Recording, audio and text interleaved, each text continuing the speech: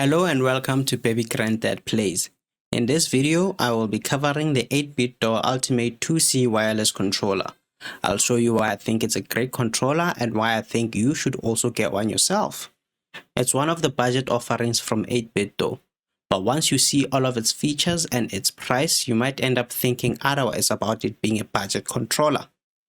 I got this one on Takealot for about 650 rands, which is about 35 American dollars, but now it's going for 600 rands straight, making it 50 rands cheaper.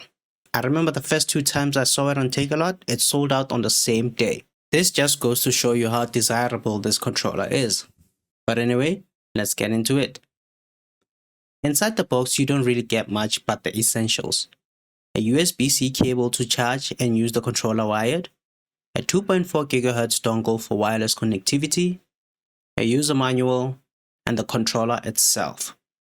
My first impressions on the controller, I think it looked really good and attention grabbing. I got the mint color scheme, that's the one with the orange face buttons and joysticks.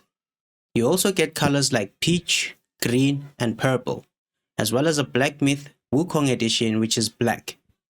They also added two new colors which were not available at launch, which are blueberry and brownie.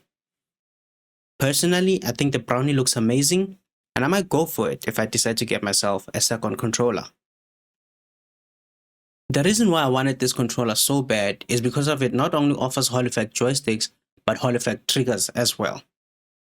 For those who don't know, what is Hall effects and why should you care? Hall effect triggers and joysticks use a magnetic sensor instead of traditional physical contact points like analog systems. This allows them to be more accurate and durable because there's no direct wear and tear over time. By detecting the position based on the changes in the magnetic field, Hall effect sensors provide smoother and more precise inputs. Without friction between parts, they are also less prone to drift, which is a common issue with analog sticks as they age. This means better precision and longer lasting performance, making Hall effects technology superior. So for this to offer Hall effects on both the joysticks and triggers at this price, it's a complete steal.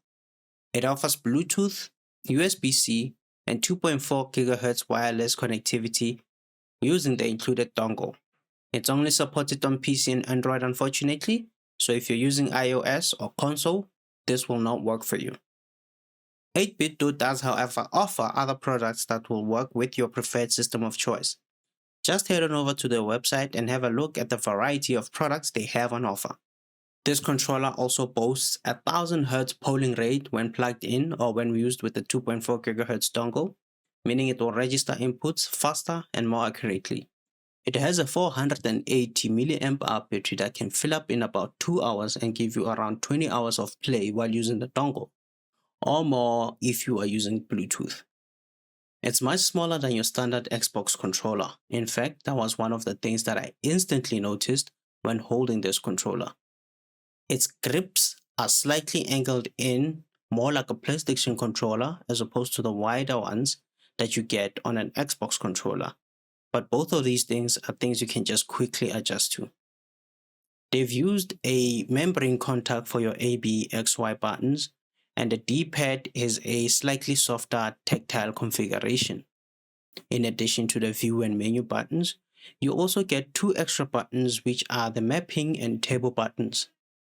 Turning over the controller like this, in addition to the triggers and shoulder buttons, you get a new L4 and R4 button which can be used to map your button combos while using that mapping button on the front.